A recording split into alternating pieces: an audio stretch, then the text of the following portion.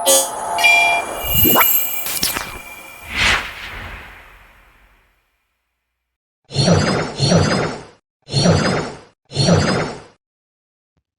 Motion पे ये part 1 है वीडियो का। इसमें आज हम पढ़ेंगे सर्कुलर मोशन, जिसे हम वृत्तीय गति भी बोलते हैं। देखिए, अब हम समझते हैं सर्कुलर मोशन क्या होती है। सिंपल डेफिनेशन है इसकी, the movement of an object in a circular path.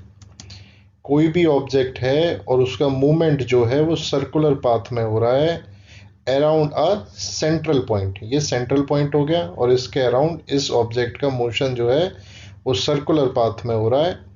ठीक है, तो ऐसे मोशन को हम क्या कह देते हैं? सर्कुलर मोशन कह देते हैं।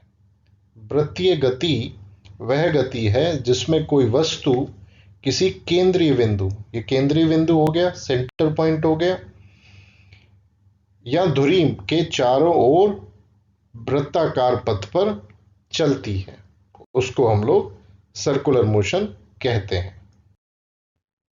तो अब हम बात करते हैं की characteristics of a circular motion. कोई भी ऑब्जेक्ट अगर सर्कुलर मोशन में है तो उसकी कुछ ना कुछ कैरेक्टरिस्टिक्स होती हैं। उन कैरेक्टरिस्टिक्स को हम एक एक करके देखते हैं। पहला देखिए, सर्कुलर पाथ। इसका क्या मतलब हुआ? Object follow the circumference of a circle. Object जो है वो सर्किल की सर्कमफ्रेंस को फॉलो करता है।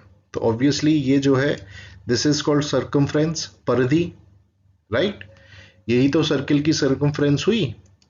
तो ये जो ऑब्जेक्ट है अगर ये मूव करेगा इस सर्कुलर पाथ पर, तो ये इसकी सर्कमफ्रेंस को फॉलो करेगा। ये आपकी पहली कैरेक्टरिस्टिक्स है। तो देखिए, ये मूव कर रहा है, तो अगर ध्यान से देखेंगे तो ये उसकी सर्कमफ्रेंस पे ही मूव कर रहा है। अबाउट दी, अगर मैं कहूं तो ये इसका सेंटर पॉइंट हो गया O, ठीक है, और this is the radius R। Next is the constant radius. इसमें क्या है? The distance from the object to the centre of the circle remain the same. कहने का मतलब है, अगर ये ऑब्जेक्ट यहां पर होता तो सेंटर से ऑब्जेक्ट तक की दूरी जो है R, लेट्स से रेडियस उसे हम मान लेते हैं, तो इस पॉइंट पर आ गया तो भी उसकी दूरी जो होगी सेंटर से वो R ही रहेगी, वो हमेशा समान रहेगी। वो इसकी सर्कमफ्रेंस पर कहीं भी हो, लेकिन उसकी जो डिस्टेंस है सेंटर से वो हमेशा बराबर रहेगी। ठीक है, तो उसी को कह रहा है the distance from the object, object से to the centre of the circle. Object से सेंटर ऑफ द सर्किल जो डिस्टेंस है वो हमेशा सेम रहनी चाहिए, हमेशा सेम रहनी चाहिए। ठीक है, वस्तु से वृत्त के केंद्र तक की दूरी, ऑब्जेक्ट से वृत्त का केंद्र का मतलब सेंटर तक की दूरी हमेशा समान रहती है। तो this is the second characteristics of the circular motion. ठीक है, दिस इज द रेडियस, ये ऑलवेज सेम रहेगी चाहे किसी भी पॉइंट पर ऑब्जेक्ट क्यों ना हो। थर्ड देखिए, थर्ड की हम बात करते हैं, चेंजिंग वेलोसिटी। तो चेंजिंग वेलोसिटी का मतलब क्या हो गया? Even if the object speed is constant. मान लीजिए ये जो ऑब्जेक्ट है ये कांस्टेंट स्पीड से मूव कर रहा है इसकी सर्कमफ्रेंस पर। ठीक है, सर्कुलर पाथ फॉलो करता है और एक कांस्टेंट स्पीड से वो मूव कर रहा है। ठीक है, इसका मतलब यूनिफॉर्म सर्कुलर मोशन हो गया, वो उसकी स्पीड जो है कांस्टेंट है, but its velocity is changing.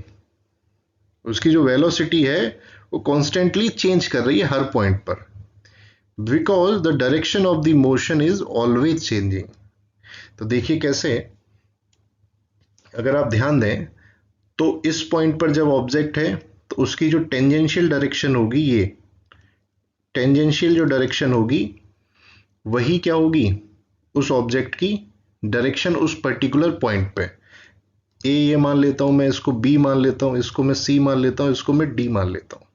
ठीक है, तो अगर आप ए पॉइंट पर देखेंगे तो इसकी जो टेंजेंशियल डायरेक्शन होगी that is the direction of that particular object at particular position और टाइम। जैसे ही वो वी पर आएगा तो उसकी डायरेक्शन चेंज हो गई, सी पे आएगा तो उसकी डायरेक्शन सी पे ये हो जाएगी, चेंज हो जाएगी, डी पे आया तो चेंज। तो हर एक पर्टिकुलर पॉइंट पर, इस पॉइंट पर कुछ और होगी, इस पॉइंट पर कुछ और होगी, इस पॉइंट पर कुछ और होगी। तो इसलिए हर एक पॉइंट पर उसकी जो डायरेक्शन है वो हमेशा चेंज हो रही है। तो इसलिए वो कह रहा है वेलोसिटी जो है इज कॉन्स्टेंटली चेंजिंग। ठीक है, हिंदी में पढ़ लेते हैं। भले ही वस्तु की गति समान हो, समान वेग वाला वृत्तीय गतिक्रिया हो, यानी कि यूनिफॉर्म सर्कुलर मोशन हो, फिर भी उसका वेग यानी कि वेलोसिटी बदलता रहेगा। क्यों? क्योंकि उसकी गति की दिशा बदल रही है हर पॉइंट पर।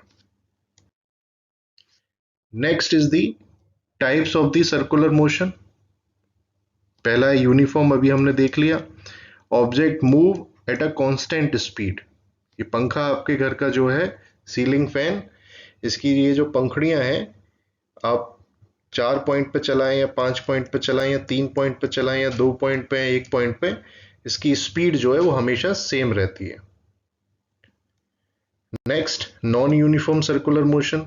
द ऑब्जेक्ट स्पीड और rate of rotation of object vary over time. तो ये रोलर कोस्टर है, इसमें जब आप ऊपर की तरफ जाते हैं तो आपकी स्पीड थोड़ी कम होती है, नीचे की तरफ आते हैं तो स्पीड आपकी बढ़ जाती है। तो आपकी कांस्टेंट स्पीड नहीं रहती है। तो अगर कांस्टेंट स्पीड नहीं है तो ऐसी मोशन को हम क्या कह देते हैं? नॉन यूनिफॉर्म सर्कुलर मोशन कह देते हैं। Next is the ferris wheel motion. ये बच्चे इस फेरी में घूम रहे, तो इनकी मोशन क्या हो गई? People moving in a circle. ये जो बच्चे घूम रहे हैं इसकी मोशन क्या हो गई? सर्कुलर मोशन हो गई। Next, obviously stone tied to a string and swing in a horizontal circle.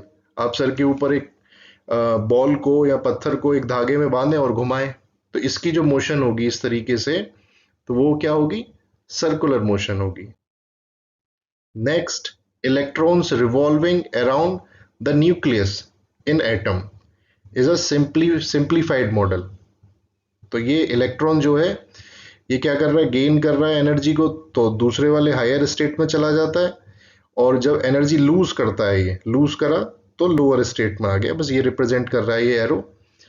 उससे चिंता करने की आवश्यकता नहीं है आपको।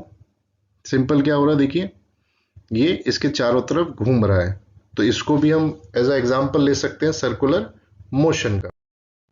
एक और एग्जांपल हम देख लेते हैं सर्कुलर मोशन का। तो देखिए, artificial satellite moving around earth in circular orbit. ये अप्रोक्सीमेटली है, ऑब्वियसली इलेप्टिकल होता है, लेकिन आपको समझाने के लिए ये बेस्ट एग्जांपल है क्योंकि नेचुरल फिनोमेना है। ऐसे ही moon orbiting the earth nearly circular, ठीक है, और टेक्निकली इलेप्टिकल ऑर्बिट होता है, इलेप्टिकल फॉर्म में वो रोटेट करता है।